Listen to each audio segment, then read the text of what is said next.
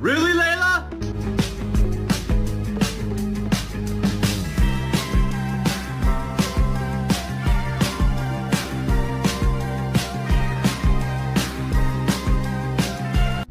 Perdón, ¿para dónde vas con mi chancla?